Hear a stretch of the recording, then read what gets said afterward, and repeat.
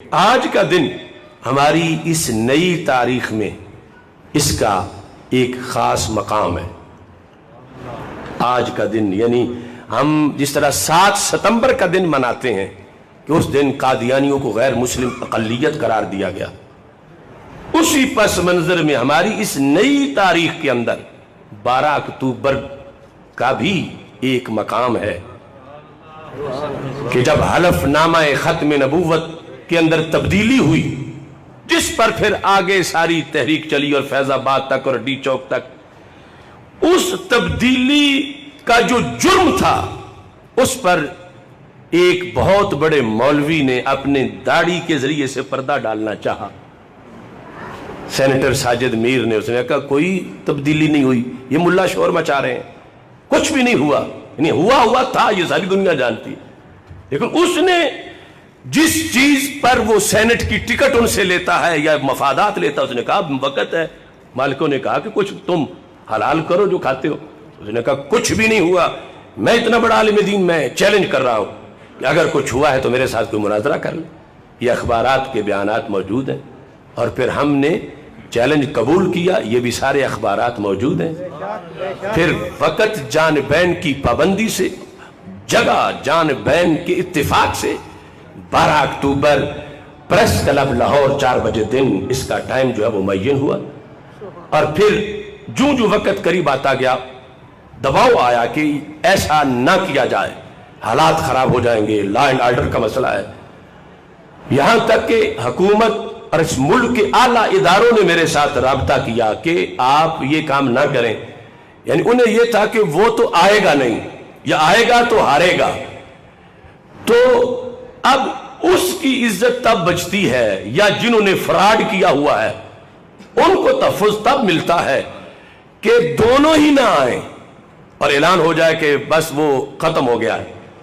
تو میں نے آخری رات بھی یہی جواب دیا، یہ جو 11-12 کی درمیانی رات تھی۔ میں نے کہا کہ اگر تمہارا یہ موقف ہے کہ فتنہ ہوگا، فساد ہوگا، لوگ ہزاروں اکٹھے ہو جائیں گے، کیونکہ ایک ہلچل مچی ہوئی تھی کہ یہ مناظرہ ہونا ہے، اور لفظ مناظرہ ایسا ہے کہ کسی کے کان تک خبر پہنچے تو سارے چل پڑتے ہیں، دیکھیں تو صحیح ہوتا کیا ہے۔ اور پھر اہل حق کا مزید جذبہ ہے، اب یہ مناظرہ ہونا ہے کہ حلف نامہ ختم نبوت جو ہے اس میں تبدیلی ہوئی ہے یا نہیں ہوئی۔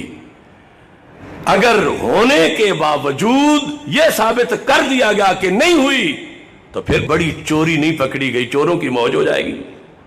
اور اگر ثابت کر دیا جائے کہ چوری ہوئی ہے تو پھر اس پر آگے تحریک چلے گی جس طرح کہ پھر چلی۔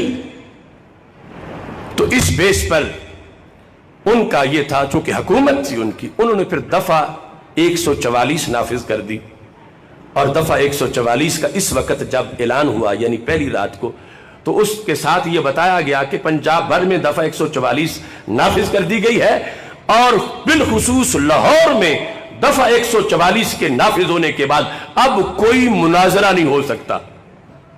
یعنی اس سے انہوں نے یہ بھی واضح کر دیا کہ یہ جو ہنگامی دفعہ 144 آئی ہے، اصل روکنا اس مناظرے کو مقصد ہے، لہٰذا کوئی مناظرہ نہیں ہو سکتا۔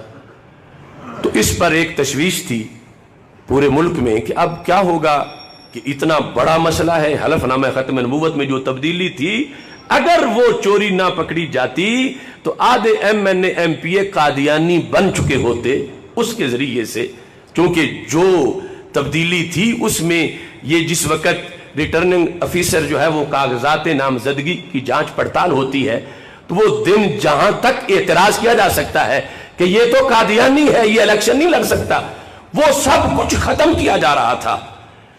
23 ارب ڈالر کے قریب پیسے منظور کیے ہوئے تھے اسرائیل نے قادیانیوں کے لیے، اور یہ جو ان پر ایک قانونی طور پر رکاوٹ تھی، یہ ویسے وہ ختم کرا رہے تھے۔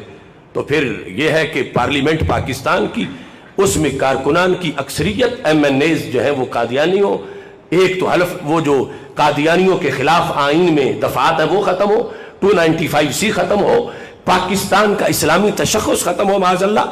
یہ سارے منصوبے، اس کی بنیاد یہ تھی کہ دروازہ MNA بنانے کا تو ان کا کھولا جائے، اتنی گہری سازش تھی۔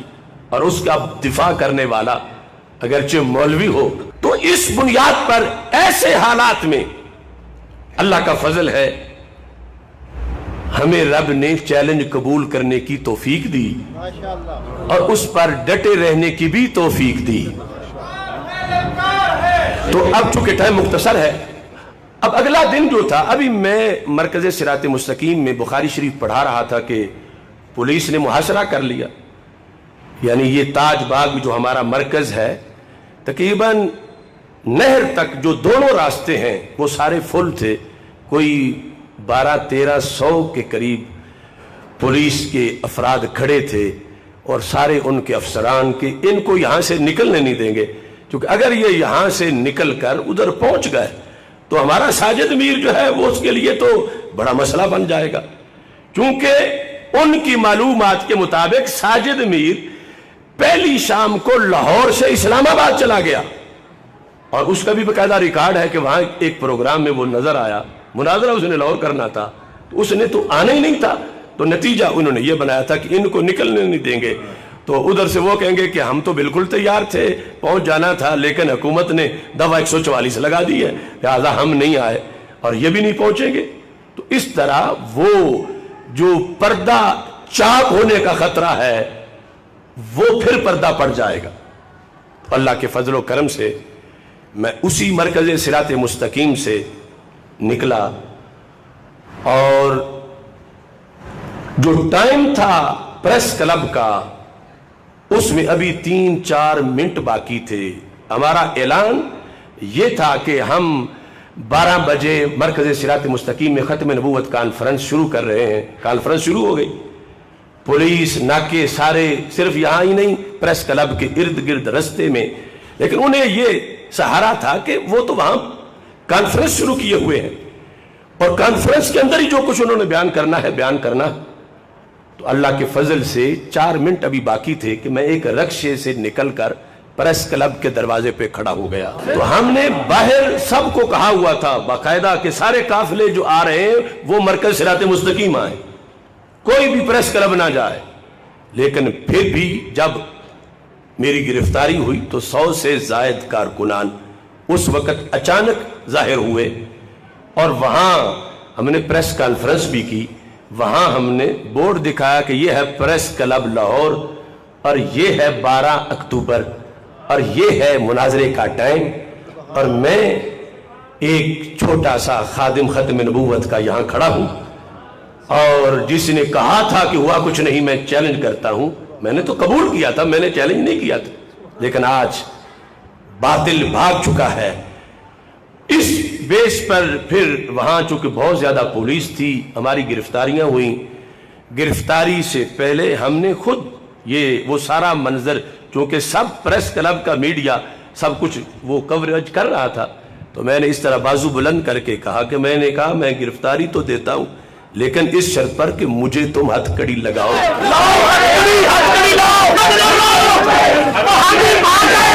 تاکہ قیامت کے دن میرے لیے یہ شرف ہو کہ میں نے ختم نبوت کے لیے، کہ میں نے کوئی بھینس کی چوری نہیں کی، میں نے کوئی پانی چوری نہیں کیا، میں نے کوئی ڈاکہ نہیں کیا، اور مجھے یہ شرف مل رہا ہے چونکہ ہم نے نعرہ بلند کیا کہ جیل کا راستہ جنت کا راستہ. تو یہ نعرہ لگاتے ہوئے جیل کی گاڑی میں ہم بیٹھے، اور اللہ نے پھر تاریخ میں ہم جیسے کمزور بندوں کو یہ شرف دیا کہ جب رات 4 بار وہ مجھ سے مذاکرات تھانہ کوتوالی میں کر چکے، آج والی رات اب ہم آپ کو چھوڑ آتے ہیں، اب ہم آپ کو رہا کرتے ہیں، تو میں نے حضرت مجدد الفیسانی رحمت اللہ علیہ کہ غلاموں کے غلاموں کے غلاموں کے غلام کی حیثیت سے 11 شرائط لکھیں. یہ شرطیں پوری ہوں گی تو پھر مجھے رہائی منظور ہے، ورنہ میں رہا نہیں ہونا چاہتا. یہ سب کچھ بھی اس وقت کے چینلوں پر چلا کہ اشرف آصف جلالی نے اپنی رہائی کے لیے شرطیں رکھ دی ہیں کہ میں تب رہا ہوں گا کہ یہ شرطیں ہماری مانی جائیں. کہ ویسے تو شرطیں ہوتی ہیں کہ ہم سب کچھ مانتے، ہمیں رہا کر دو، جس طرح بعد میں لوگوں نے دیکھا اور ابھی تک اخباروں پہ چل رہا ہے، کہتے ہیں کہ موقف پھر بدلتے کیوں ہو، شہادت لینی تھی اب معافیاں مانگ رہے ہو. یعنی یہ جو بدنامی ہے بعد کی، اس وقت اللہ کے فضل سے ہمیں یہ حق کا پرچم بلند کرنے کا موقع ملا. میں نے لکھ کر وہیں ان کے سامنے رکھی. یہ وہ کاپی آپ بھی ہمارے پاس ہے، اسی پر پھر مذاکرات ہوئے. یہ شرطیں پوری کرو گے تو پھر میں رہا ہوں گا، ورنہ میں نہیں جاؤں گا. پھر رات بالآخر انہوں نے یہ کہا کہ یہاں جگہ تنگ ہے، آپ بہت سے ساتھی ہیں، اگلے تھانے میں تمہاری جگہ بن گئی ہے، گاڑیاں دروازے پہ کھڑی ہیں، تو آپ ان گاڑیوں میں بیٹھیں تو تاکہ وہاں آپ کو منتقل کیا جائے.